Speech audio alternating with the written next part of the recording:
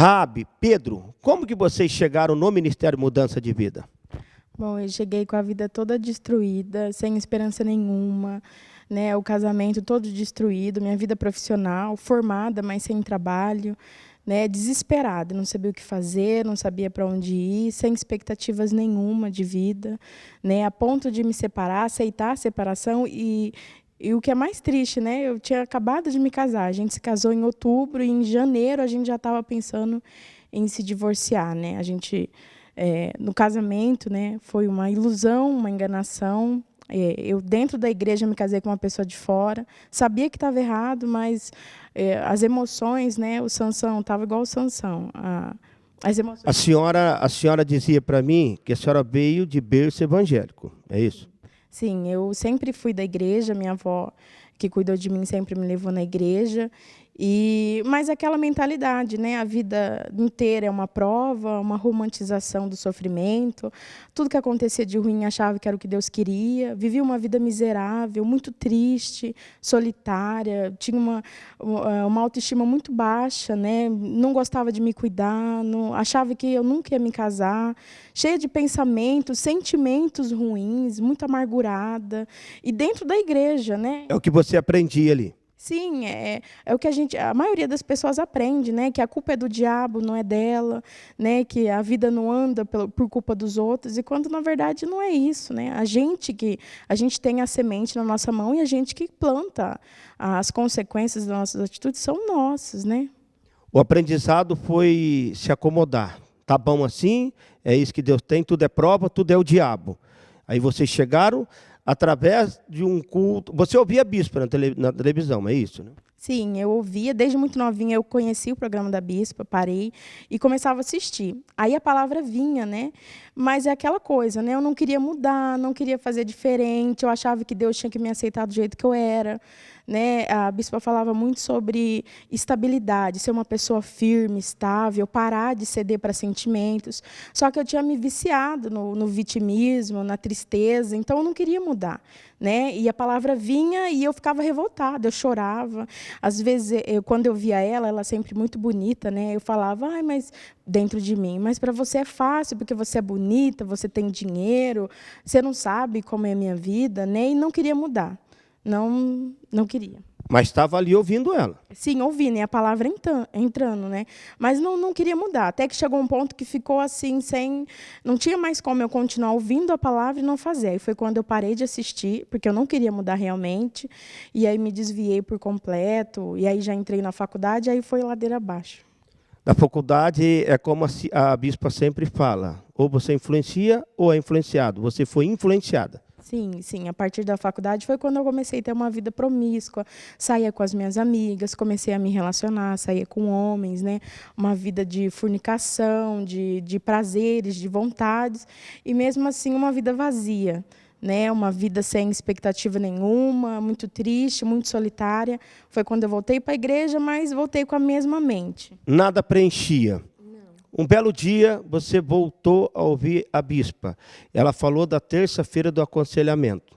E você foi para a igreja buscar um conselho, uma clínica pastoral.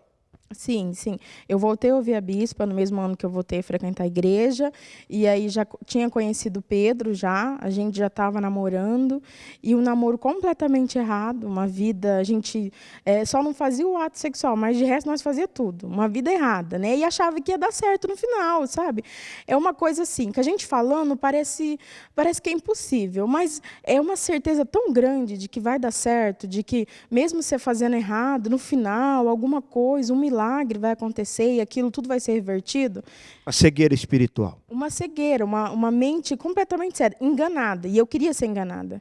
E a bispa fala, né, que às vezes o Senhor até usa, né, a gente tem a resposta dos nossos deuses, né, e eu gostava de ser enganada, então eu era enganada. E vivia aquele ciclo vicioso de ser enganada, de buscar enganação, promessas, todas essas coisas, né, que a gente vê por aí, a gente acha bobo, mas a gente acaba caindo. E aí foi quando eu me casei, e aí começou uma vida completamente destruída, eu e o Pedro. O Pedro se tornou muito agressivo comigo. Ele ameaçava de ir embora, de me abandonar, de me deixar. E eu como fiz desse relacionamento um Deus, eu estava sendo respondida por Ele. E era uma tristeza, um desespero tão grande, porque eu tinha muito medo de ser abandonada, eu era muito carente, né? E aquele desespero de não saber o que fazer. Foi quando a bispa falou no começo do ano que a terça ia ser mudada, ia ser agora para a clínica pastoral. E aí eu fui lá. O aconselhamento. Sim, fui. E eu já sabia que o que eu ia encontrar não ia ser tão fácil, porque a bispa já é uma pessoa firme, né? Mas não sabia que ia encontrar um pastor Edivaldo. Mas você dizia que encontrou ali uma bispa. Sim, muito firme, muito firme. No começo foi um choque, porque eu não esperava ouvir tudo aquilo, né? A verdade, para quem é 23 anos sendo enganada, e de ser vivendo uma religião, né? Sendo religiosa, eu julgava muito as pessoas, né? Eu era muito hipócrita, muito invejosa, amargurada, muito religiosa, né? Todo tipo de sentimento miserável. Sim, alimentava. Eu era um Saul, cheia de orgulho, prepotência, e me achava melhor do que os outros por ir na igreja, mas uma vida toda destruída, frustrada. Aí fui no aconselhamento e eu vi todas aquelas verdades. Foi muito chocante para mim descobrir quem eu era. E comecei a frequentar os cultos, né? Comecei a fazer o propósito. Eu e o Pedro, a gente mora bem longe da igreja. Mas eu sabia que eu precisava daquilo. Eu precisava realmente parar de me enganar, de achar que eu estava no caminho certo e vivendo aquela vida errada. Vocês chegaram brigando, aliás, a ponto de separar. E desempregados os dois, né? Sim, a gente chegou, o Pedro pesquisou o telefone do cartório para saber como funcionava o divórcio. E parece que tinha que esperar 30 dias para o divórcio. Você vê nossa situação, como estava triste. E nós chegamos lá brigando muito, inclusive no dia eu fui lá conversar, né, com o pastor, e o Pedro ficou lá do lado de fora, ele não queria entrar. Eu pedi, né? Eu falei, você pode vir aqui, o pastor, para a gente... E ele falou que não ia entrar. E já estava numa situação assim insustentável. Ele ameaçava de ir embora o tempo todo ele falava que ia pegar as coisas dele e ia me abandonar. E eu peguei firme, falei, bom, de uma vez por todas eu vou fazer o que eu sempre não fiz, né? Sempre fugi, que é realmente me entregar.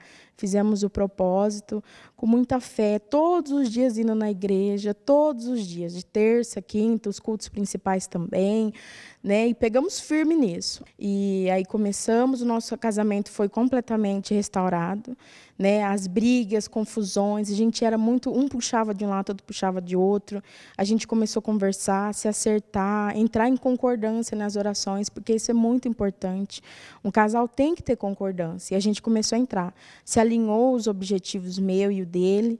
E logo em seguida também, no começo de fevereiro, o Senhor abriu uma porta, né, de serviço para mim, mas era de dias, assim. Me chamava quando queria. E eu peguei firme, já no finalzinho do propósito, em um dia eu acho que foi dia de semana, numa sexta, o Senhor começou uma oração e eu declarei, falei, Senhor, o coração da dona dessa escola está nas tuas mãos. E se o Senhor quiser, o Senhor pode abrir uma porta lá para mim. Mesmo que ela fale que não tem como, que eu vou lá de vez em quando, que não tem uma vaga para mim para trabalhar lá. E logo em seguida, depois disso, ela me chamou para conversar, e aí ela começou a me chamar mais frequentemente, e agora, no final desse mês de março agora, ela já pegou todos os meus documentos, abri minha conta e fui registrada.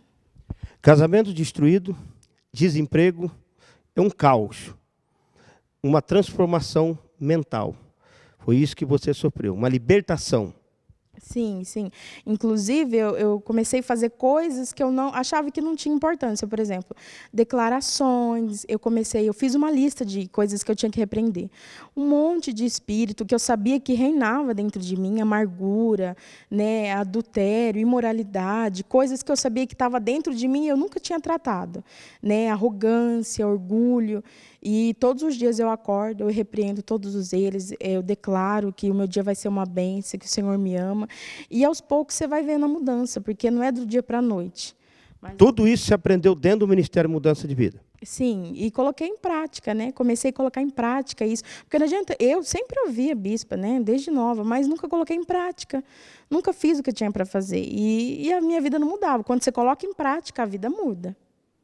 Pedro, desempregado, foi assim que você chegou na igreja? Isso, cheguei bem nervoso, sem emprego, sem nada, a ponto de desaparecer, sumir.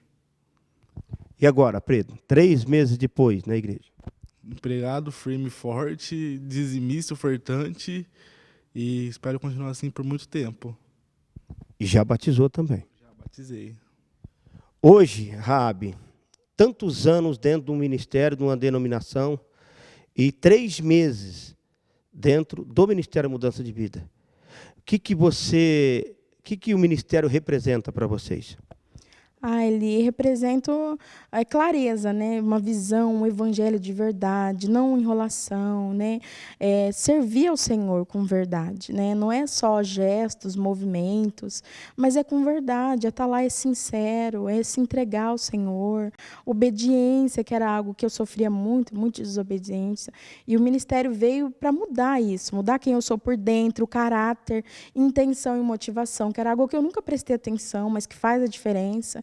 E essa clareza, né, que a vida vai mudando, você vai aprendendo tantas e tantas coisas que eu aprendi, coisas que eu já tinha ouvido falar, mas eu não entendia, não tinha essa clareza, né? Por exemplo, em um dia, determinado dia do propósito, num domingo, eu ajoelhei para orar ao Senhor, e aí eu comecei a orar, falei: Senhor, se eu não consigo ser fiel ao meu marido, como que eu vou ser fiel ao Senhor?